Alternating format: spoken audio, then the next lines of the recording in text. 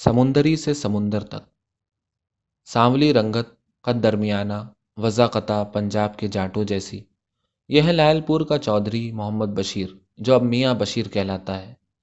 ظاہراً دیہاتی، اندر سے خوش گفتار، پیشہ آبا کاشتکاری، خود کا پیشہ معلمی، مردوں کو جگانے والا، خودکشی پر آمادہ انسانوں کو ہنسانے والا، ہر لمحہ زندگی پر سوار رہنے والا، خوبصورت اور زندگی سے بھرپور لطیفوں سے زندگی کی جوت جگانے والا، اور ہر ساتھ قدم آگے بڑھانے والا، میاں محمد بشیر نے اپنی زندگی کا سفر کانٹوں بھری زمین پر ننگے پیر چل کر شروع کیا تھا۔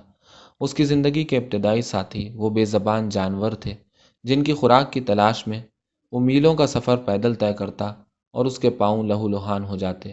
وہ علم کا متلاشی تھا، لہٰذا اردو قاعدہ پڑھتا رہتا اور اس کی سنگی ساتھی بکریاں گھاس چرتی رہتی۔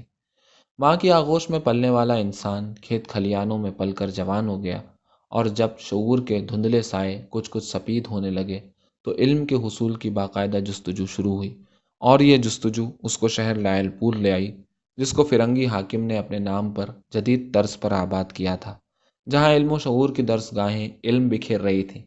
لائل پور میں میاں بشیر کو گویا قارون کا خزانہ مل گیا۔ اس نے اس خزانے کو بہت بے صبری سے لوٹنا شروع کر دیا۔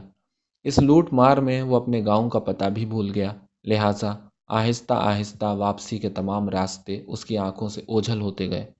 علم کی لوٹ مار کا سلسلہ جاری تھا کہ راہ میں ایک خضر خوبصورت پروفیسر شور مل گیا، جس نے اس خزانے کو لوٹنے کا آسان گر سکھا دیا، اور میاں بشیر نے اس گر کو اپنی گرہ میں اس طرح باندھ لیا کہ بالآخر وہ بھی پروفیسر بن گیا۔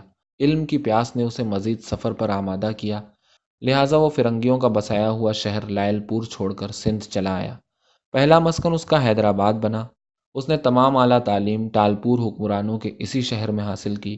یہ شہر دریائے اباسین، جس کو سندھ کے باسی سندھو دریا کہتے ہیں، کے کنارے آباد ہے، جہاں کسی زمانے میں ٹالپور حکمرانوں کی شہزادیاں وقت غروب آفتاب چہل قدمی کے لیے آیا کرتیں اور آفتاب غروب ہونے کے خوبصورت منظر سے لطف اندوز ہوا کرتی تھیں۔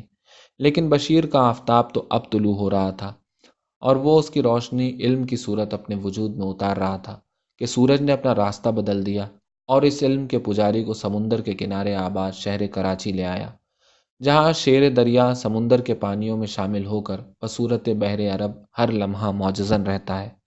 سمندری کا سمندر پیاسے علمی ساحلوں کو سیراب کرتا ہوا خود بھی سمندر بن گیا۔ اللہ کرے ان آباد ساحلوں میں علم کی گھنٹیاں تا ابد بجتی رہیں اور شعور کا شمعدان کبھی نہ بجھ سکے۔ 28 سال بعد سمندری کا سمندر میاں محمد بشیر، جس نے سندھ میں پہنچ کر اپنی تقدیر کا سورج بدل دیا تھا، آج وہ اس سورج کی روشنی کو ترس رہا ہے۔ آج اسے بے شمار محیب اور گہرے سیاہ سایوں نے گھیر رکھا ہے۔ اب وہ ایک ایسے اندھیرے حصار میں قید ہو کر رہ گیا ہے کہ جہاں سے باہر نکلنے کی سعی میں اس کے پر جل جانے کا خدشہ یقینی ہے۔ وہ ایک ایسا کامیاب انسان ہے جو کامیابیاں حاصل کر کے بھی ناکامیوں کی ہمالیہ پر چڑھ چکا ہے کہ نیچے اترے گا تو مزید پستیوں میں چلا جائے گا۔ مجھے امید ہے کہ اللہ اس کی مغفرت ضرور کرے گا کہ اس نے تو صدق دل سے روشنی کے سفر کا قصد کیا تھا۔ دیدو دل کو سنبھالو کہ سرے شام فراق، ساز و سامان بہم پہنچا ہے رسوائی کا۔ فیض احمد فیض۔